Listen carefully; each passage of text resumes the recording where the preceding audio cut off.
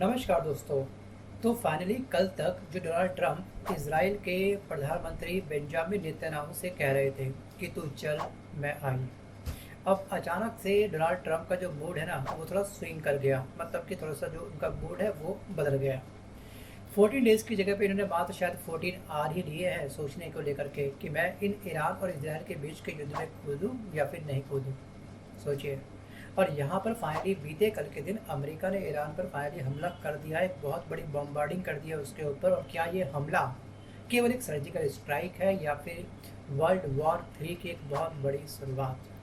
सो gas, America ने Iran के 3 परमाणु ठिकानों पर मिसाइलें बरसाई हैं। ऐसी मिसाइलें बरसाई हैं कि इस समय ईरान की कह सकते हैं कि कमर चकनाचूर हो चुकी है, मतलब कि पाउडर में तब्दील हो चुकी है। और हम सभी जानते हैं कि ईरान और इसराइल के बीच का जो युद्ध है अब इंटरनेशनल मोड़ ले चुका है, जैसे ही अमेरिका ने इस युद्ध के अंदर एंट्री मार ली है। मतलब कि तीसरे युद्ध की शुरुआत अब हो चुकी है। लेकिन इसराइल और ईरान के बीच में तनातनी एक लंबे समय से चल रही है। अब तक केवल इनके बीच में क्या था, शीत युद्ध था या फिर हम कह सकते हैं कोल्ड वॉर चल रही थी। लेकिन लास्ट 7 डेज से हम देख रहे हैं कि हालत और हालात बहुत ही बेकाबू हो चुके हैं। कोई भी झुकने के लिए तैयार नहीं है। अपुनिच भगवान है, अपुनिच भगवान है। इस फील्ड में आकर के दोनों एक दूसरे पर लगातार बमबार्डिंग कर रहे हैं। 16 अप्रैल को आपको याद होगा कि इसराइल ने दमश्क में एक ईरानी जनरल को मार दिया था। जवाब में क्या करा, ईरान ने उसके ऊपर 300 से ज़्यादा ड्रोन दाग दिए थे और मिसाइलें इसराइल पर लगातार फेंकना शुरू कर दिया। इनफैक्ट फतेह-1 मिसाइल का प्रयोग भी ईरान कर चुका है और ईरान ने दिखा दी है पूरे वर्ल्ड को अपनी ताकत की हम किसी से कम नहीं हैं। सोचिए, अब यहाँ पर कंडीशंस ये हो चुकी है कि अब तक की सबसे बड़ी एयर स्ट्राइक जो 97% इंटरसेप्ट भी कर ली गई है। मतलब कि इसराइल का जो आयरन डॉम है वो भी तरीके से अब काम नहीं कर पा रहा है इसकी मिसाइलों के आगे। और 320 से ज़्यादा यूएवी ड्रोन, 80 से ज़्यादा बैलिस्टिक मिसाइल और 20 से ज़्यादा क्रूज मिसाइलें अब तक ये प्रयोग में ला चुके हैं। और अमेरिका के एंट्री के बाद में अब क्या होगा? एक्चुअली अमेरिका ने बीते कल की सुबह ईरान के 3 न्यूक्लियर साइट पर स्ट्राइक की है। पहली साइट है दोस्तों की फोर्डो न्यूक्लियर फैसिलिटी, जिसको ये माना जाता है कि ये जो आपका न्यूक्लियर प्लांट है इसका ईरान का, ये कम से कम 200 से 300 मीटर ज़मीन के नीचे है। मतलब कि आप कल्पना करके देखिएगा कि 25 से 35 मंजिला एक इमारत है, वो ज़मीन के नीचे धसी हुई है। इतनी नीचे गहराई में जाकर के ईरान ने अपना ये प्लांट स्थापित किया है और ये पहाड़ों के नीचे बना हुआ है। हर तरफ जंगल जंगल से पटा हुआ है। अगर आसमान से कोई इसके ऊपर हमला करना चाहेगा तो दिखना चाहिए ना कि हमारी मिसाइल कहाँ पे गिरेगी, लेकिन कोई चीज़ नीचे क्या विजिबल है ही नहीं। सोचिए, लेकिन यहाँ तक भी इसकी ये मिसाइल पहुँच चुकी है अमेरिका की और ज़मीन में घुस करके बूम ब्लास्ट किया इसने।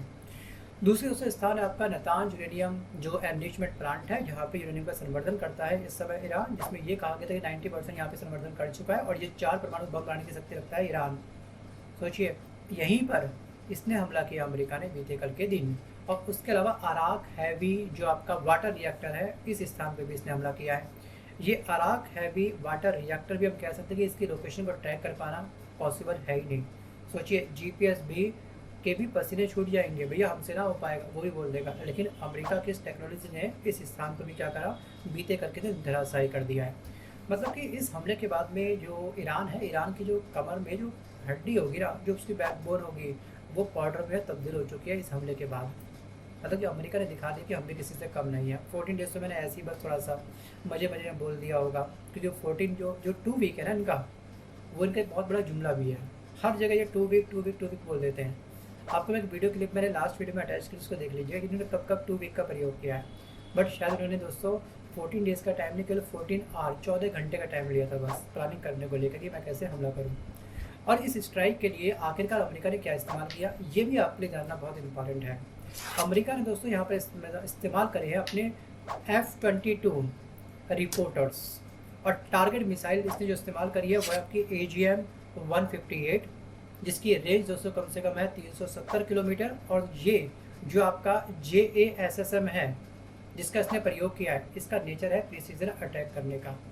मतलब कि प्रिसीजन अटैक कि अगर कोई 50 मंजिला इमारत है और 40वें मंजिल पर मेरा टारगेट है, मेरा कोई दुश्मन छुपा हुआ है, तो मैं इस प्रिसीजन अटैक में मतलब कि मैं अपने JSSM वाली मिसाइल के अंदर टारगेट लॉक कर दूंगा। केवल वो उसी फ्लोर को जाकर के हिट करेगी, ना ऊपर के फ्लोर को हिट करेगी, ना ही नीचे के फ्लोर को हिट करेगी। हाँ, भैया ब्लास्ट तो होगा थोड़ा बहुत तो कंपन आएगा, नीचे वाले फ्लोर को भी और ऊपर वाले फ्लोर को भी। ऐसा तो पॉसिबल है नहीं कि भैया ऊपर के नीचे के ऊपर आराम से चिल मारेंगे, सोएंगे, कोई दिक्कत नहीं होगी।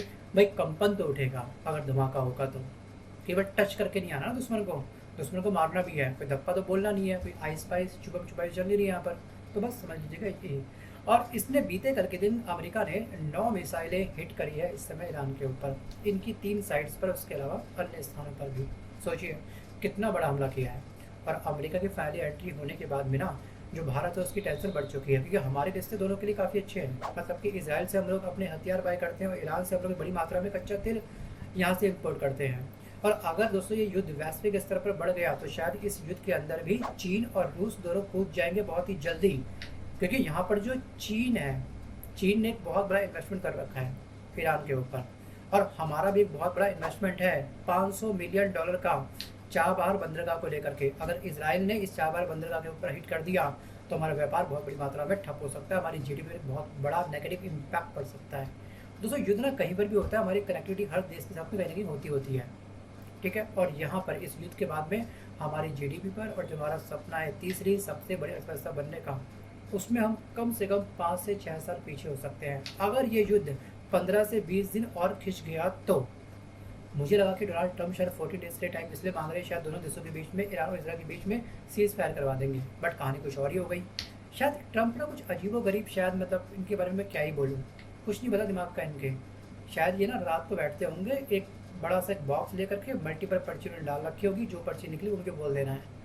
कभी ये रेसिप्रोकल टैरिफ को लेकर के अजीबोगरीब बयान दे देते हैं, फिर बयान से अपने पलट जाते हैं।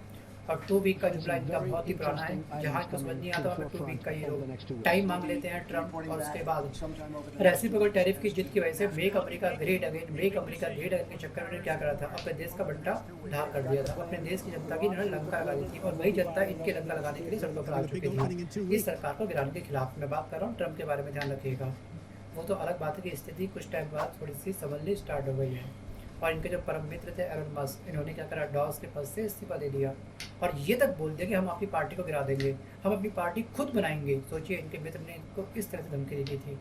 मतलब कि जो इनका सेकंड जो इनका कार्यकाल है ना ट्रम्प का, वो कुछ खास नहीं जा रहा है। चलिए मैं वापस आता हूँ इस टॉपिक की तरफ कि आखिरकार इस हमले के बाद क्या होगा। अब अमेरिका के इस हमले के बाद में ईरान ने भी काउंटर रिप्लाई करा है, मतलब कि एक बैक फायर करते हुए एक बहुत बड़ी चेतावनी दी है इस समय अमेरिका को।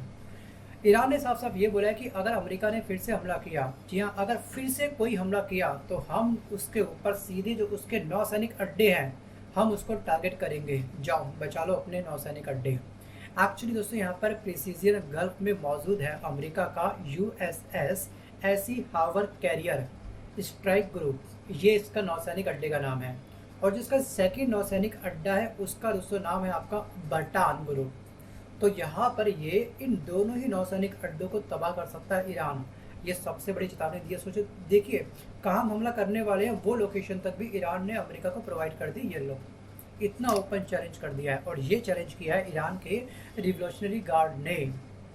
और यहाँ पर ईरान की ताकत आप सभी जानते होंगे, बैलिस्टिक मिसाइल की रेंज इसके पास रखी है बहुत सारी, 2000 किलोमीटर इसके पास इसकी रेंज है। और ड्रोन है इसके पास में, शाहिद है यहाँ पर 136, और फतेह मिसाइल की भरमार रखी है इसके पास, जो मैक 15 स्पीड 15,000 किलोमीटर प्रति घंटा, यानी कि अमेरिका के कतर, बहरीन और UAE के जो बेस है और वो खतरे में बढ़ चुके हैं। और ट्रंप ने जो अपनी निंजा ट्रिक चली थी, अपना जो कह सकते हैं कि ट्रंप कार्ड चला था कि भैया आसिम मुनीर को अपने यहाँ बुला करके उसको हम लोग बिरयानी खिला देंगे, मुगल मुस्लिम क्या कहते हैं वो प्रोवाइड कर देंगे उसको हम लोग, कहीं ना कहीं इतना बड़ा इसका मल्ला करके पार्टी कर देंगे तो शायद हमारी बातों में आ जाएगा। अपना पाकिस्तान का जो एयरबेस है वो अमेरिका को प्रोवाइड कर देगा कि आप इस्तेमाल करो, ईरान के ऊपर हमला करो। भैया ईरान इस्लामिक कंट्री है और पाकिस्तान भी इस्लामिक कंट्री है, तो वो उसके अगेंस्ट कैसे जाएगा। वो अलग बात है कि चाटुकारिता की इन्होंने बहुत तगड़ी हद पार कर दी है पाकिस्तान ने। पाकिस्तान ने क्या बोला है कि ट्रंप को शांति का नोबेल पुरस्कार मिलना चाहिए। गजब हाल है भैया, कहता भी दीवाना है, सुनता भी दीवाना है। ट्रंप भी खुश, इधर पाकिस्तान भी खुश, मतलब कुछ भी चल रहा है तगड़े वाला हिसाब। अब यहाँ पे ना क्या तीसरा विषय हो सकता है, अब हम यहाँ पे इस बात को डेप्थ में समझते हैं। तो गाइस क्या ये लोकलाइज्ड कॉन्फ्लिक्ट है या फिर ग्लोबल एक वॉर। एक्चुअली रूस ने साफ साफ ये कहा कि हम अमेरिका के एग्रेसिव पॉलिसी के साफ साफ खिलाफ हैं। चीन ने साफ साफ ये कहा कि भैया शांति बना के रखो, सीज फायर आप लोग कर लो, बहुत हो गया। भैया आप जैसे कि रूस और यूक्रेन के युद्ध को ना 3.5 साल हो चुके हैं कम से कम। सोचिए 22 फरवरी 2022 को पहला हमला किया था रूस ने यूक्रेन के ऊपर, तब से लगातार बॉम्बार्डिंग एक दूसरे के ऊपर कर रहे हैं, कोई भी झुकने के लिए तैयार नहीं है। नुकसान किसका हुआ? वहाँ की जनता इस समय त्राहिमाम, कितने डर के माहौल में 3.5 साल से वो जी रही है सोचिए। और यही हाल आप लोग प्लीज ईरान और इसराइल आपस में ना करो, इसलिए चीन ने बोला साफ साफ शांति बना के चलो। दोस्तों अब तक जो भारत का नज़रिया है वो नज़रिया बस केवल ये है कि यहाँ पर लाखों भारतीय ईरान में जो हमारे फंसे हुए थे उनको मैं निकालना स्टार्ट कर दिया, उनको मैं रेस्क्यू करना स्टार्ट कर दिया बड़ी मात्रा में। यहाँ पर ये लोग हमारे जो भारतीय छात्रों का जो भविष्य ईरान में फंसा हुआ था वो वापस आ चुके हैं। बस हाँ कुछ संख्या भी वहाँ पर फंसी पड़ी है, क्योंकि ये लोग ना भारतीय जो स्टूडेंट होते हैं वहाँ पढ़ने क्यों जाते हैं? क्योंकि वहाँ पे जो एजुकेशन होती है काफ़ी सस्ती होती है, जैसे कि आपका डॉक्टरी पढ़ाई हो गई, मैनेजमेंट की पढ़ाई हो गई, या फिर कोई अदर फील्ड की पढ़ाई हो गई, तो वो करने वहाँ पे जाते हैं। लेकिन वहाँ का जो माहौल उन्हें देखा था, जब वो आकर के जब इंडिया में इंटरव्यू दे रहे हैं वहाँ के छात्र, हमारे छात्र, तो साफ साफ ये बोल रहे कि हमने अपने जिंदा रहने की कल्पना तक भी छोड़ दी थी, इतने तगड़े बुरे हालात हमने वहाँ पे देखे हैं। और जो यूएन की जो सिक्योरिटी काउंसिल है उसने बीते कल के दिन आपातकाल मीटिंग बैठा ली है, और फाइनली कंक्लूजन क्या निकलेगा अब वो चलेगा पता आने वाले समय में। अब गेंद है दोस्तों ईरान के पाले में, वहाँ से हिट कर दिया अमेरिका ने, बॉल फेंक दी ईरान के पाले में। अब ईरान क्या जवाब देगा या फिर बातचीत का रास्ता ये ईरान चुनेगा, क्योंकि नुकसान तो कल इसका भी तगड़ा हुआ है। क्योंकि अमेरिका का किसी भी युद्ध में अगर कूद जाना और किसी भी एक डेडिकेटेड देश को सपोर्ट कर देना, दुश्मन को सोचने पर मजबूर कहीं ना कहीं कर ही देगा। अब आपको क्या लगता है कि आने वाले समय में सच में सीज फायर हो जाएगा या फिर थर्ड वर्ल्ड वॉर का जन्म होने वाला है? वीडियो को पॉज करके आप मुझे कमेंट जरूर करिएगा। सो गाइस आज के इस वीडियो में बस कर इतना है, बट एक बात और, कि आखिरकार ईरान और इसराइल के बीच में जो युद्ध की वजह है, जो युद्ध की सबसे बड़ी वजह है, क्या इन दोनों का थोड़ा सा मतलब करके जो ये एग्रेसिव मोड है वजह ये है, या फिर एक बहुत बड़ी रिपोर्ट जो फिलहाल पब्लिश की गई थी एक डिपार्टमेंट के द्वारा? इस युद्ध की शुरुआत इसी रिपोर्ट के बाद में हुई थी। आपको याद होगा कि 7 जून 2025 को इसी एजेंसी ने एक रिपोर्ट पब्लिश करी थी, इसमें साफ साफ ये कहा था कि ईरान के पास में 121.6 किलोग्राम एक हायर क्वालिटी का क्या है यूरेनियम रखा हुआ है। सोचिए शुद्ध यूरेनियम इसके पास में, इतना एनरिचमेंट इसके पास में, और 90% ये प्रतिशत भी अपने रिपोर्ट में इसने मेंशन कर दिया था। और परमाणु हथियार बनाने के लिए ना जरूरी मात्रा कितनी होती है? 25 किलोग्राम से भी कम। अगर हम एक मोटा मोटा एवरेज निकालेंगे तो हथियार बनाने के लिए यहाँ पर जरूरी मात्रा में 25 किलो से भी कम चाहिए होता है, तो 100 किलोग्राम से भी कम थोड़ा सा इसके पास में है। यानी कि ईरान के पास में कम से कम 4 बम परमाणु हथियार बनाने के लायक सामग्री एकत्रित हो चुकी है, ये कहा था इसने रिपोर्ट में। बस इसने क्या करा, लगा दी चिंगारी, और वो चिंगारी ज्वालामुखी में तब्दील हो गई है आज की डेट में। सोचिए 9 जून 2025 को जब 7 जून को रिपोर्ट आई थी, 9 जून को तुरंत ही इजराइल ने एक्शन लिया था ईरान के खिलाफ। भाई आप कैसे बना सकते हैं निकले बम? भाई आपके पास तो राइट ही नहीं है, आपने तो भैया अपनी टीटी में साइन कर रखा है। एक्चुअली 1979 में क्या हुआ था कि एक इस्लामिक क्रांति आई थी ईरान के अंदर, जो पिछली सरकार थी 1970 में उसने वो साइन किया था, ना कि नई सरकार ने किया था। नई सरकार काफ़ी कट्टरपंथी सरकार है, जब से सरकार आई तब से वो इसराइल के भी खिलाफ है और ट्रम्प के भी खिलाफ है। तो उन्होंने बोला भी पुरानी सरकार ने साइन किया, आप उससे जा करके पूछो भैया, हम जवाब दे कुछ नहीं करने वाले, हमको भी राइट है इस समय परमाणु हथियार बनाने का। और वर्ल्ड में इस समय 53 इस्लामिक कंट्री है जिसमें से केवल एक के पास है परमाणु हथियार, वो है पड़ोसी देश पाकिस्तान। और 1970 में विकसित देशों ने विकासशील देशों को ऑफर दिया था कि आप परमाणु हथियार नहीं बनाओगे, बट इसके बदले हम आपको प्रोटेक्शन प्रोवाइड करेंगे, फाइनेंशियली सपोर्ट आपको प्रोवाइड करेंगे, और हमारे देश के अंदर जो भी साइंटिफिक इन्वेंट होंगे उसके फॉर्मूले उसकी ट्रेनिंग हम आपको प्रोवाइड करेंगे। तो जो अविकसित देश, जो काफ़ी गरीब देश, उनको लगा कि ठीक है यार कुछ तो हमें मिलेगा कम से कम, चलो ठीक है सिक्योरिटी मिल रही है, हम कर रहे हैं साइन। तो काफ़ी सारे देशों ने इसमें साइन कर दिए थे, और इस समय वर्ल्ड के पास केवल 9 ऐसे देश हैं, 195 में से केवल 9 कंट्रीज ऐसी हैं इस समय जिसके पास में परमाणु हथियार हैं। और ये ऑफर हमको भी मिला था, पाकिस्तान में मिला था, बट हमने भी साफ साफ मना कर दिया था कि हम नज़दीक के फायदे के चक्कर में अपने भविष्य को जोखिम में नहीं डाल सकते। आप कल्पना करके देखिएगा कि 1970 में कौन सी सरकार थी, अगर उस सरकार ने गलती से इसमें साइन कर लिया होता तो आज हमारा जो भारत है उसके ऊपर पाकिस्तान का कब्जा हो चुका होता, क्योंकि इसके पास परमाणु हथियार हैं बहुत बड़ी मात्रा में। ये है, वैसे तो भैया से कटोरे लेके घूमते रहता है, भाई परमाणु हथियार बनाने का तेरे पास कहाँ से पैसा आ रहा है? मैं बात कर रहा हूँ पाकिस्तान के बारे में। सो फाइनली क्या हुआ कि 9 जून को इसराइल ने जो फोर्डो न्यूक्लियर प्लांट है जो आपका ईरान में स्थित है, इसके ऊपर बॉम्बार्डिंग मतलब कि मिसाइल स्ट्राइक से शुरू कर दी। रिवर्स में नेक्स्ट डे 10 जून को क्या करा, ईरान ने जवाब में हाइफा बंदरगाह और जो तेल अवीव का एयरबेस है उसको क्या करा, इसने रात में तब्दील कर दिया। दोनों की जंग तभी से स्टार्ट हो चुकी है। 7 जून को रिपोर्ट आई, 9 जून को इसराइल ने ईरान के ऊपर हमला किया, नेक्स्ट डे ईरान ने इसराइल के ऊपर हमला कर दिया, आपस में बमबार्डिंग स्टार्ट हो गई। और 14 जून तक जो कुल हानि हुई है, इसराइल में 113 लोगों की मौत हुई है, और यहाँ पे मुझे क्रॉस चेक करना पड़ता डाटा, और 700 लोग इसमें घायल हुए हैं, और ईरान में 172 लोगों की मौत हुई है और 1000 के आसपास लोग घायल हुए हैं। ये डाटा केवल 14 जून तक का है, और अपडेट कितनी आप देख सकते हैं, आज है 22 जून, और ये आंकड़ा लगातार डे बाय डे बढ़ चुका है।